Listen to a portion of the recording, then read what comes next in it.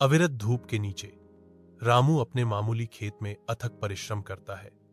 पसीने की हर बूंद उसकी अटूट भावना का प्रमाण है। प्रत्येक गतिविधि जानबूझकर की जाती है, प्रत्येक क्रिया उद्देश्य की भावना से ओतप्रोत होती है, क्योंकि वह भूमि के साथ सामंजस्य में काम करता है। छोटा खेत उसका आश्रय स्थल बन जाता है, एक ऐसी जगह जहां कड़ी मेहनत और खुशी आपस में जुड़ जाते हैं, जो सरल लेकिन गहन संतुष्टि का एक चित्र बनाते हैं। इस विनम्र अस्तित्व में रामू खुशी और संतुष्टि पाता है। यह साबित करता है कि सच्ची दौलत भौतिक संपत्ति में नहीं, बल्कि कृतज्ञता और दृढ़ता की भावना में निहित है। खुले आसमान के नीचे एक विशाल मैदान में रामू एक कबूतर को जाल में फंसा हुआ देखता है। उसकी संघर्ष अंतहीन नीले रंग के खिलाफ एक मूक याचिका है। तेज निर्णायक कार्रवाई के साथ रामू आगे बढ़ता है। उसके हाथ जल्दी से बुने हुए पिंजरे से फंसे पक्षी को मुक्त करने के लिए आगे बढ़ते हैं। कबूतर अब आजाद रुकता है। उसका छोटा सा आकार सूरज के खिलाफ एक सिलहूट है। पक्षी और बचावकर्ता के बीच मौन कृतज्ञता का एक क्षण गुजर रहा है। धन्यवाद के भाव से कबूतर धीरे से रामू के हाथ को छूता है। एक नरम क्षणभंगुर संबंध जो बहुत कुछ कहता है।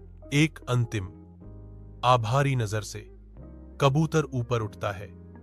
पंख प्रकाश को पकड़ते हैं, क्योंकि यह ऊपर की असीम विस्तार में उड़ता है। रामू देखता है, एक शांत मुस्कान उसके होठों पर है, जैसे कबूतर विशालता में गायब हो जाता है। स्वतंत्रता का प्रतीक उड़ान भरता है। एक कमजोर भूखी बिल्ली रामू के घर की ओर संघर्ष करती है। उसकी कमजोरी हर कदम में स्पष्ट है।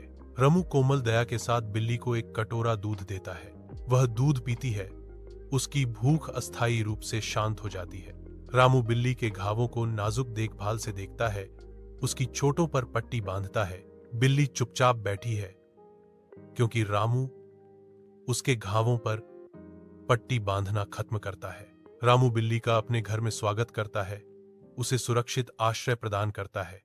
रामू गहरी नींद में है, पास मंडराते खतरे से अनजान। एक तीखी म्याऊं की आवाज से सन्नाटा टूट जाता है, जिससे रामू जाग जाता है। एक सांप कमरे में खतरनाक तरीके से रेंगता है। बिजली की गति से बिल्ली हरकत में आती है, सांप को बाहर निकालती है। विशाल सुबह के आकाश के नीचे रामू शांत खेतों में कदम रखता है। उसकी उपस्थिति जीवन का वादा है। एक अकेला कबूतर स्वर्ग से उतरता है, प्रकृति के नाजुक इरादों का दूत। कबूतर धीरे से रामू के कंधे पर उतरता है।